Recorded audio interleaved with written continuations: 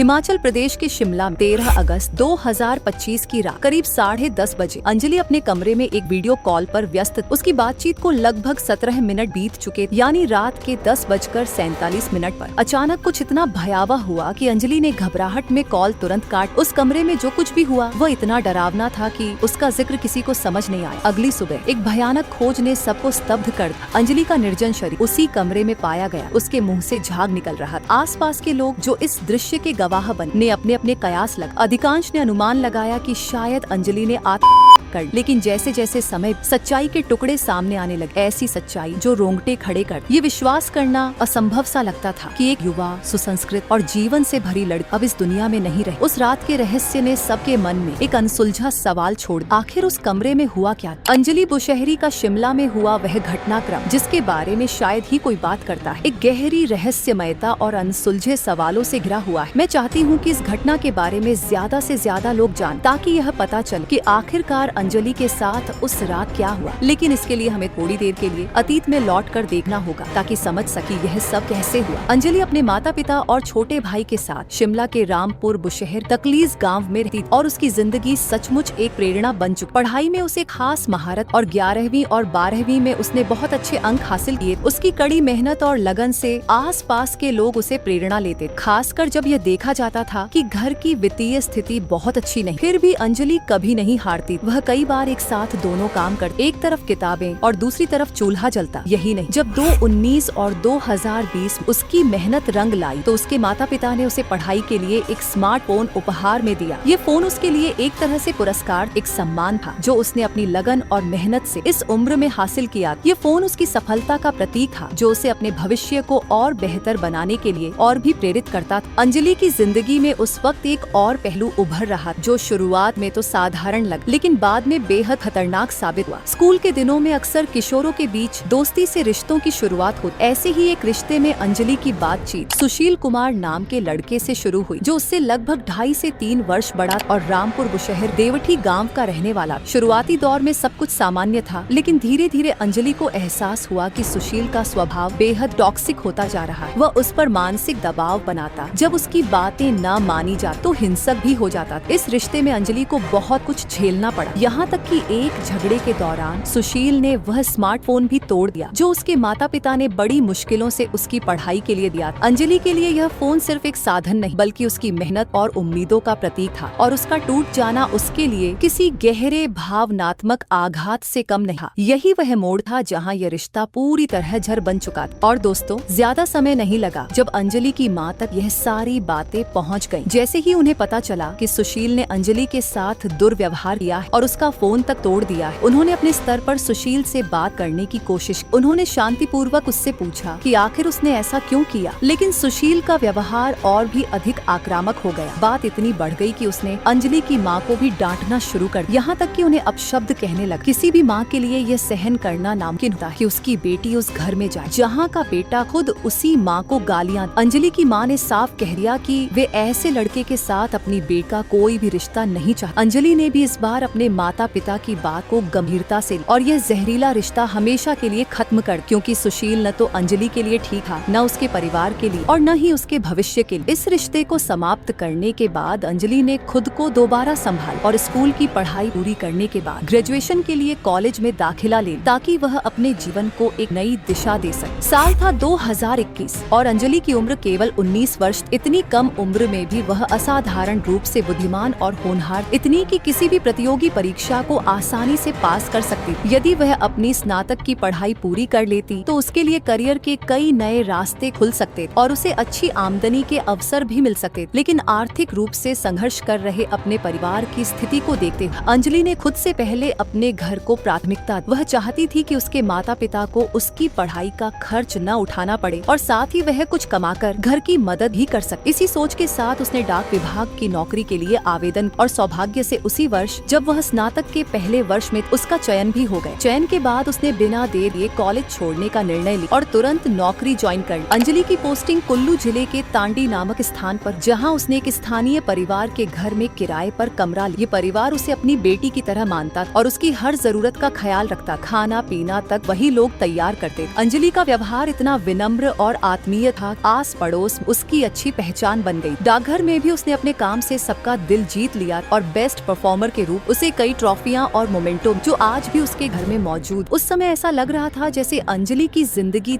एक स्थिर और सकारात्मक दिशा में आगे बढ़ रही। अंजलि और सुशील का रिश्ता टूट चुका था, लेकिन जब सुशील को पता चला कि अंजलि को नौकरी मिल गई है, वह शिमला से कुल्लू आकर उसे तंग करने लगा। वह कभी अंजलि के डाकघर जाता तो कभी बार बार फोन करता।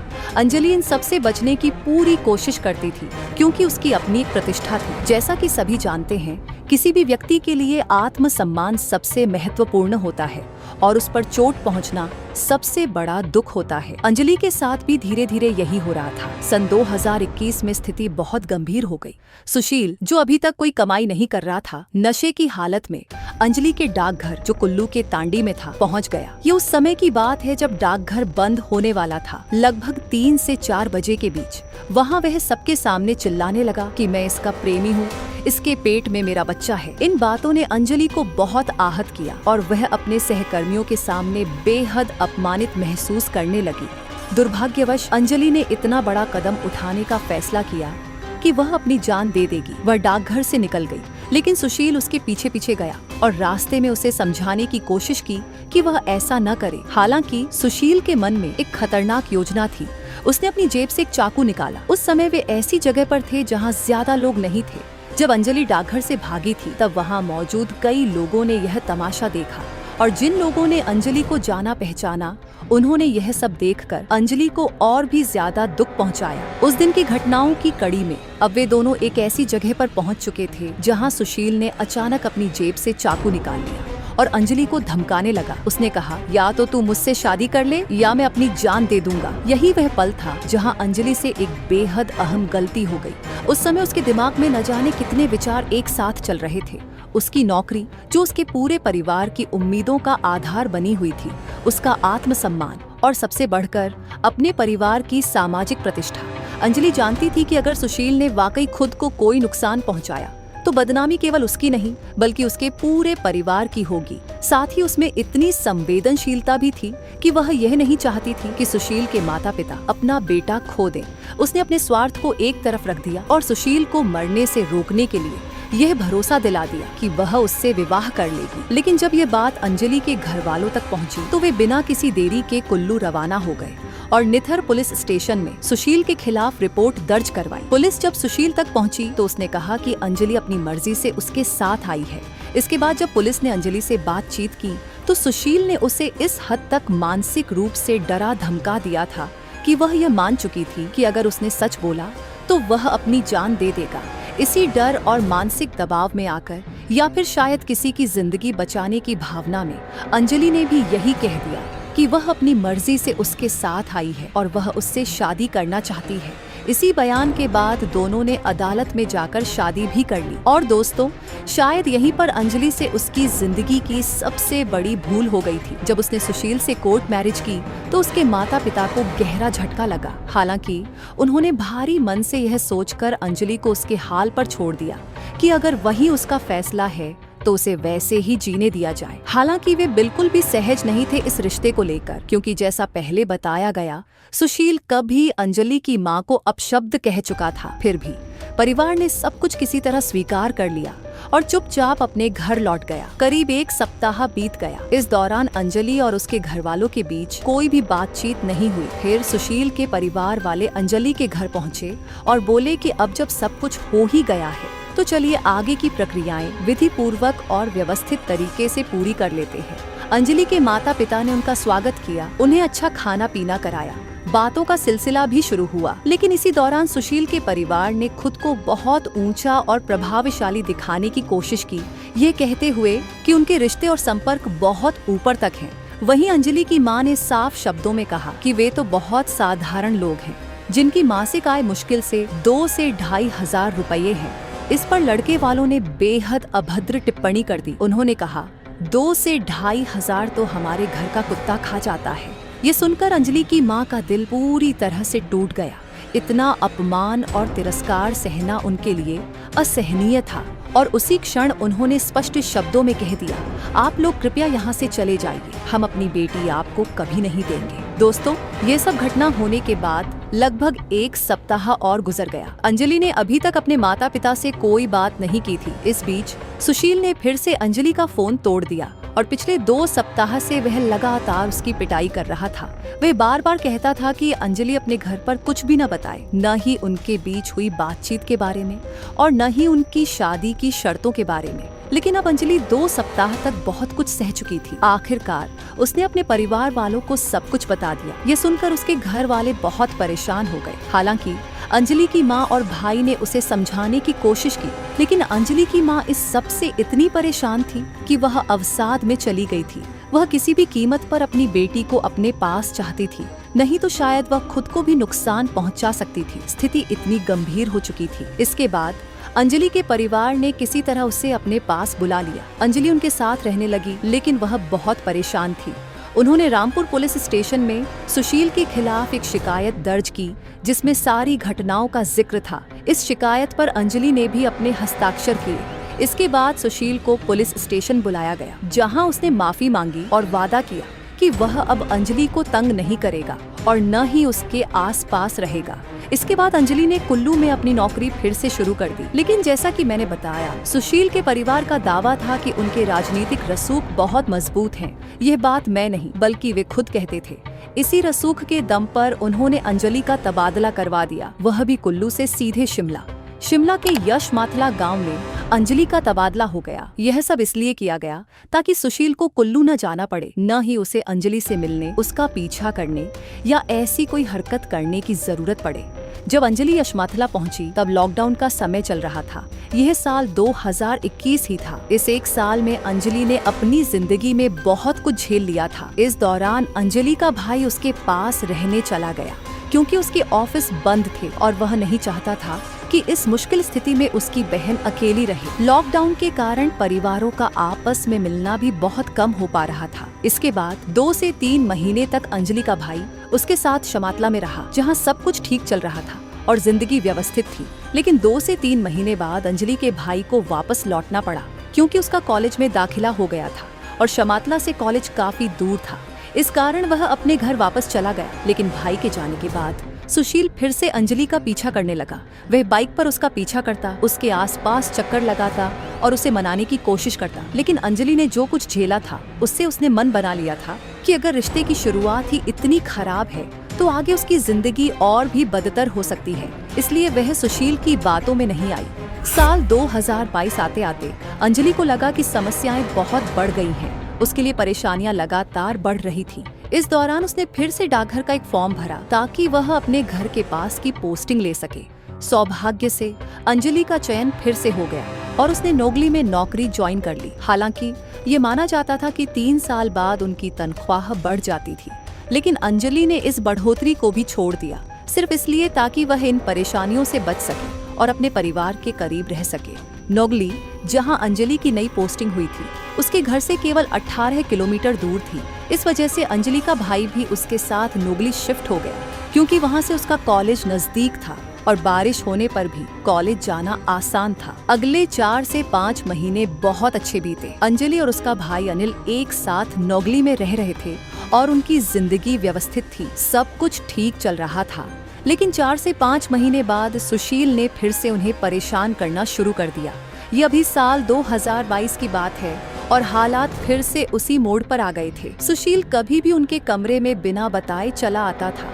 वह अंजलि से बात करने की कोशिश करता था। अंजलि के भाई अनिल ने भी उसे समझाने की कोशिश की, लेकिन सुशील कहता था कि वह पूरी कोशिश कर रहा है अंजलि को मनाने की, ताकि वे साथ रह सके। अनिल, जो खुद एक लड़का था, ने शायद सुशील की भावनाओं को समझने की कोशिश की और उसे लगा कि शायद वह सुधर रहा है। अनिल ने उसे प्यार से समझाया कि बेहतर होगा कि वो पहले अपनी पढ़ाई पूरी करे, नौकरी हासिल करे, ताकि अंजलि के माता पिता को कोई आपत्ति न हो। अगर वह जिंदगी में स्थिर हो जाएगा तो सब कुछ ठीक हो सकता है। लेकिन इसके बावजूद सुशील लगातार उनके अपार्टमेंट में आता रहता था। कई बार जब अंजलि और अनिल सो रहे होते थे, वह आता, फर्श पर चटाई बिछाता और वहीं सो जाता। कभी कभी वह खाना खाने के लिए वहां चला आता। इस तरह की कई घटनाएं लगातार हो रही थी। अंजलि के लिए सब कुछ बहुत परेशानियों से भरा हुआ था। इस वजह से एक समय ऐसा आया जब उसने सुशील के साथ चीजों को सामान्य करने के बारे में सोचना शुरू किया। उसने सुशील को समझाया कि वह अपनी पढ़ाई पूरी करे, नौकरी शुरू करे ताकि चीजें सामान्य हो सके और फिर वे भविष्य के बारे में सोच सके। इस दौरान सुशील ने एक डिलीवरी बॉय की अंशकालिक नौकरी शुरू की, जिससे वह थोड़ा बहुत कमा रहा था। इससे अंजलि की जिंदगी थोड़ी व्यवस्थित होने लगी और उसे लगा कि शायद सब कुछ सही दिशा में जा रहा है। इस कारण अनिल भी अपने घर वापस चला गया, क्योंकि वह नहीं चाहता था कि वह सुशील को परेशान करे, जो अपनी जिंदगी को बेहतर बनाने की कोशिश कर रहा था। चीजें कुछ समय तक इसी तरह आगे बढ़ी, लेकिन इस बीच सुशील को एक नई आदत लग गई। वह सिगरेट पीने लगा। धीरे धीरे उसकी सारी कमाई नशे में ही खर्च होने लगी। यह सब चलते चलते साल 2023 आ गया और साल का लगभग आधा हिस्सा बीत चुका था। अंजलि को जो उम्मीद थी कि चीजें ठीक हो रही हैं, वह फिर से जटिल हो गई। सुशील अपनी सारी कमाई नशे पर उड़ा रहा था। इस दौरान अंजलि ने एक स्कूटी खरीदी थी, जिसकी किश्तें वह खुद चुका रही थी, लेकिन सुशील अपने घर से पैसे मंगवाता था, ये कहकर कि स्कूटी की किश्तें चुकानी है, जबकि वह उन पैसों को खुद खर्च कर देता था। ये बात बाद में सामने आई जब सुशील के परिवार ने इस बारे में दावा किया और अंजलि ने एक फोन कॉल पर उन्हें सारी सच्चाई बता दी। दोस्तों, कल्पना कीजिए कि इन सब घटनाओं के दौरान अंजलि केवल 20 से 21 साल की थी। इस उम्र में कोई व्यक्ति कितना परिपक्व हो सकता है। फिर भी उस बेचारी ने अपनी जिंदगी में बहुत कुछ झेल लिया था, शायद इसलिए क्योंकि वह नहीं चाहती थी कि उसकी वजह से किसी और की जान जाए। इसीलिए उसने एक वचन लिया और उस वचन को निभाने के लिए उसे बहुत कुछ सहना पड़ा। खैर, साल 2023 में अंजलि ने सुशील पर दबाव डालना शुरू किया कि उसे अब और कुछ नहीं बल्कि तलाक चाहिए। वह उसके साथ नहीं रह सकती थी। उसने पूरी कोशिश कर ली थी, लेकिन सुशील मानने को तैयार नहीं था। समय धीरे धीरे बीतता गया और 2023 के अंत तक आखिरकार सुशील को जॉबिटी में दाखिला मिल गया। उसने कहा कि अब वह अंजलि से नहीं मिलेगा और अपना रास्ता खुद चुनेगा। इसके बाद वह वाकई चला गया। तब अंजलि और उसका भाई अनिल फिर से एक साथ रहने लगे। उनकी जिंदगी बहुत व्यवस्थित हो गई थी। अनिल ने बताया कि अंजलि उस समय अवसाद से भी उबर रही थी। सब कुछ उसके लिए बहुत अच्छा हो रहा था। वह अपनी जिंदगी में बहुत खुश थी और सब कुछ ठीक चल रहा था। साल 2024 पूरी तरह शांति से बीत गया और 2025 भी अच्छे से गुजर रहा था। धीरे धीरे समय बीतता गया और अगस्त का महीना आ गया। यह दिन था 10 अगस्त 2025 का, जब अनिल अपनी बहन अंजलि के साथ उसके कमरे में था, लेकिन शाम को वह अपने दोस्त के घर चला गया। अनिल ने बताया कि जब अंजलि ऑफिस से लौटी तो उसने देखा कि उसके कमरे में उसका ससुर और सुशील बैठे हुए थे और दोनों आराम से सिगरेट पी रहे थे। अंजलि ने बाहर से ही यह सब देख लिया और वह उनसे कोई बात नहीं करना चाहती थी। उसने तुरंत अपने भाई अनिल को फोन किया और कहा कि वह सुशील और उसके ससुर को कहे कि वे वहां से चले जाएं, क्योंकि वह उनसे मिलना नहीं चाहती। लेकिन जब अनिल ने सुशील को फोन करने की कोशिश की तो पता चला कि उसका नंबर ब्लॉक कर दिया गया था। इसके बाद अनिल ने अंजलि को सलाह दी कि वह कुछ देर के लिए किसी पड़ोसी के घर चली जाए। अंजलि पड़ोसी के घर चली गई और वहाँ तब तक इंतजार किया जब तक सुशील और उसका ससुर वहाँ से नहीं चले गए। सौभाग्य से थोड़ी देर बाद वे दोनों चले गए। इसके बाद अंजलि अपने कमरे में लौटी और कमरे की साफ सफाई की। इसके बाद एक दिन बीता, फिर 2 दिन बीते और फिर 12 अगस्त का दिन आया। इस दौरान अंजलि का भाई अनिल अपने पिता के साथ धर्मशाला जाने वाला था और वे दोनों धर्मशाला पहुंच गए। उसी दिन 12 अगस्त को अंजलि को उसके ससुर का फोन आया। वे उसे मनाने की कोशिश करने लगे, वही पुरानी बातें घुमा फिराकर दोहराने लगे। लेकिन अंजलि अब पूरी तरह तंग आ चुकी थी। वह उस व्यक्ति के साथ नहीं रहना चाहती थी जिसने उसकी जिंदगी को अब तक नर्क बना रखा था। ये पूरी बातचीत हुई, लेकिन फोन कट होने के बाद भी कोई नतीजा नहीं निकला। अंजलि किसी भी हाल में नहीं मानी। इस बीच उसका भाई और पिता धर्मशाला में थे। वे वहाँ एक दूसरे के साथ तस्वीरें खींच रहे थे और आनंद ले रहे थे। अनिल ने ये तस्वीरें अंजलि को भेजी। अंजलि ने जब ये तस्वीरें देखी तो वह बहुत खुश हुई। उसे यह देखकर बहुत अच्छा लगा कि उसका भाई और पिता साथ में मजे कर रहे हैं। खास तौर पर यह देखकर कि उसके पिता ने पहली बार सेल्फी ली थी, वह और भी खुश हो गई। यह सब उसे बहुत सुकून और खुशी दे रहा था। 13 अगस्त का दिन था जब अंजलि का भाई और पिता धर्मशाला से इधर उधर यात्रा कर रहे थे। इस दौरान अंजलि शिमला में ही थी। शाम का समय था जब अंजलि की अपने भाई और माँ से बात हुई। सब कुछ बहुत अच्छा चल रहा था। अंजलि इतनी खुश थी कि उसने अपने भाई और पिता की तस्वीरें स्टेटस पर भी डाली। इस बीच उसने यह भी तय कर लिया था कि वह स्नातक की पढ़ाई पूरी करेगी और फिर प्रतियोगी परीक्षाओं की तैयारी करेगी। वह अपनी जिंदगी में सब कुछ अच्छा करना चाहती थी, इसलिए जब भी उसे खाली समय मिलता वह पढ़ाई करती रहती थी। साथ ही उसके कुछ नए दोस्त भी बनने शुरू हुए थे जो YouTube पर पढ़ाई से जुड़े वीडियो डालते थे। ये वीडियो प्रतियोगी परीक्षाओं में पूछे जाने वाले सवालों और लेक्चर से संबंधित होते थे। अंजलि उनसे अक्सर बात करती थी, ये पूछने के लिए कि अगला वीडियो क्या होगा, अगला स्टेटस क्या होगा या अगली वीडियो में क्या पढ़ाया जाएगा।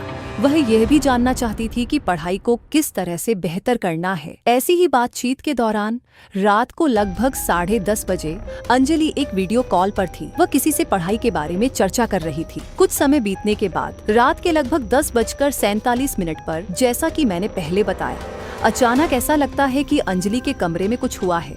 वह अपनी वीडियो कॉल काट देती है और इसके बाद उसका किसी से कोई संपर्क नहीं हो पाता। अगला दिन यानी 14 अगस्त आ जाता है। अंजलि का परिवार उसे फोन करने की कोशिश करता है, लेकिन वह फोन नहीं उठाती। ऐसा पहले कभी नहीं हुआ था।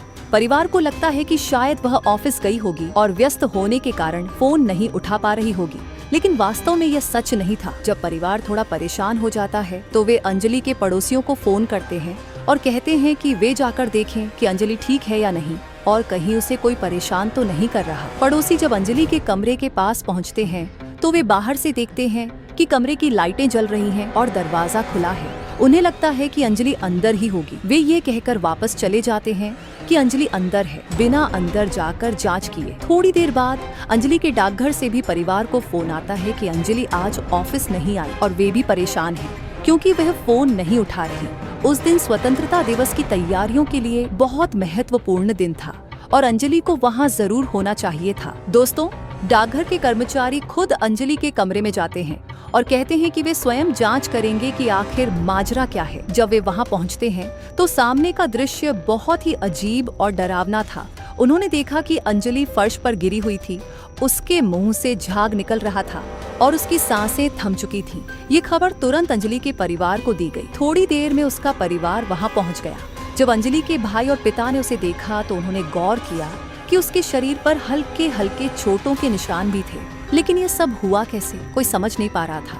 पुलिस भी मौके पर पहुंच चुकी थी। हर कोई, यहाँ तक कि पुलिस वाले भी यही कह रहे थे कि शायद अंजलि ने जहर खाया होगा जिससे उसकी मौत हुई। लेकिन अंजलि के भाई ने आसपास देखा, न तो कोई जहर का पाउच मिला, न ही कोई बोतल और न ही कुछ ऐसा जो संदिग्ध लगे और यह दर्शाए कि अंजलि ने आत्महत्या की हो। जैसा कि मैंने बताया, पिछले दिन अंजलि बहुत खुश थी। उसका भाई और परिवार बार बार यही कह रहे थे कि उन्हें इंसाफ चाहिए। उनका जोर था कि पुलिस को ठीक से जांच करनी चाहिए क्योंकि यह आत्महत्या नहीं बल्कि है। अंजलि का परिवार पुलिस को उसके शरीर पर मौजूद चोटों के निशान दिखाता है, लेकिन फिर भी जांच आत्महत्या के दृष्टिकोण से ही आगे बढ़ रही थी। कुछ और समय बीतने के बाद अंजलि का परिवार बड़े बड़े राजनेताओं से मिलने जाता है जो उनकी मदद कर सके और किसी तरह उन्हें इंसाफ दिला सके। इसके बाद इंसाफ की मांग तेज होती है। फिर लगभग 18 से 19 अगस्त के बीच एक सीसीटीवी फुटेज सामने आती है जो अंजलि के अपार्टमेंट के पास एक होटल की थी। इस फुटेज में दिखता है कि रात को लगभग 10:30 बजे सुशील अपनी बाइक होटल के बाहर पार्क करता है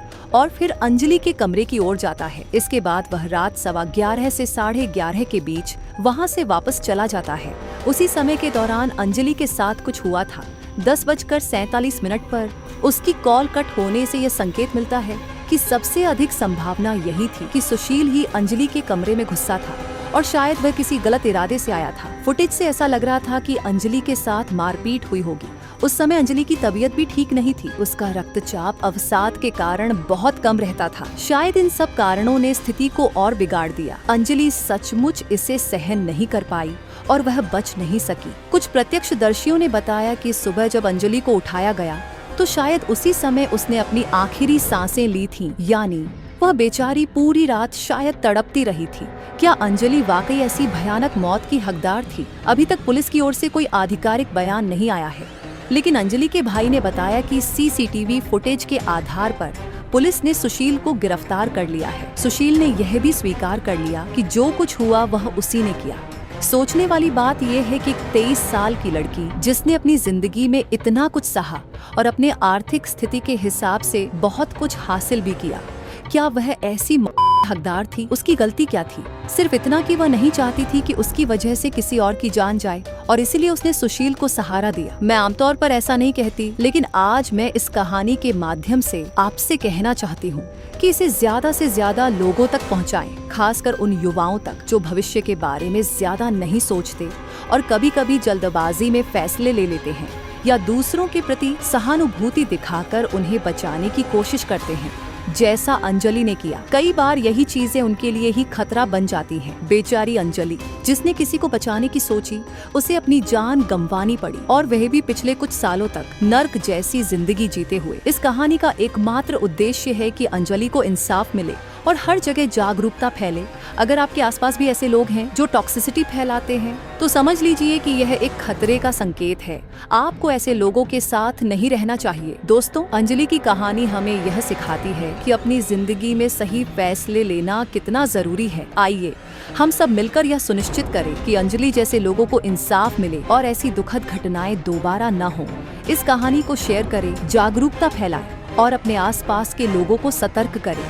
अगर आपको ये कहानी छू गई हो तो इसे अपने दोस्तों और परिवार के साथ साझा करें। इंसाफ और जागरूकता के लिए आपका एक छोटा सा कदम बड़ा बदलाव ला सकता है। धन्यवाद।